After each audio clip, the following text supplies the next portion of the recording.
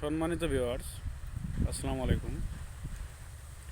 আমি আজকে আপনাদের সাথে একটা বিষয় শেয়ার করব। সেটা হচ্ছে যে বিগত কয়েকদিন থেকে আমরা সোশ্যাল মিডিয়ায় দেখতেছি যে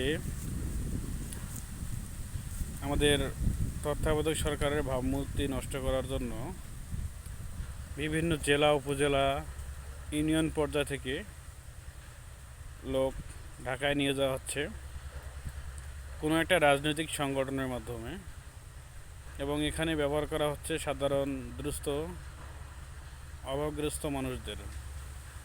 তাদেরকে বলা হচ্ছে যে 1.5 লক্ষ, 2 লক্ষ, 2.5 লক্ষ, 3 লক্ষ, এরকম 30 লক্ষ পর্যন্ত লোন দেওয়া হবে। সেজন্য ঢাকার শাহবাগে যেতে হবে এবং লোক লাগবে 30টা, এর বেশি লোক নেওয়া যাবে না। আর যাতায়াত ব্যবস্থা এটা হচ্ছে নিজস্ব অর্থায়নে যেতে হবে।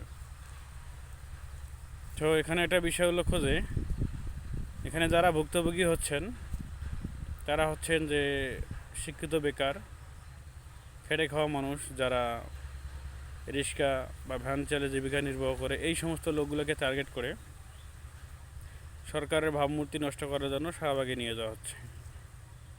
এবং এক ভুক্তভোগীর জবানবন্দিতে আমি যতটুকু ক্লিয়ার হলাম, উনি বলেছেন যে 30টা লোক নিয়ে যাওয়া হবে এবং যেতে হবে নিজস্ব অর্থায়নে, এর বেশি লোক নেওয়া যাবে না, সর্বোচ্চ 30 জন যেতে পারবে। এবং যিনি নিয়ে যাবে এনার নাম প্রকাশ করা যাবে না। তো ইনি নিজস্ব অর্থায়নে ঢাকা গেছেন এবং ওনার পরিচয় গোপন রাখতে বলেছেন।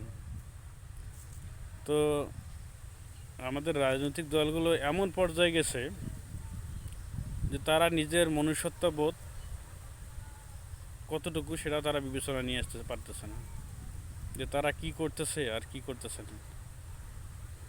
তো আমি আমার এই ভিডিওর মাধ্যমে সবাইকে এই সচেতন বার্তাটুকু দিচ্ছি যে আপনারা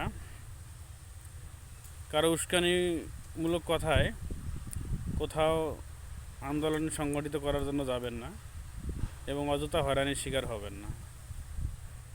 কারণ আমরা আমাদের ব্যক্তি স্বার্থের জন্য সর্বোচ্চ নিকৃষ্ট পর্যায়ে পর্যন্ত যেতে পারি। সেটা হচ্ছে বিগত কয়েকদিনের এই লোন কেলেঙ্কারি, এটা একটা বাস্তব প্রমাণ। ধন্যবাদ সবাইকে। আল্লাহ তাআলা আমাদের সবাইকে সঠিক বুঝদান করুক।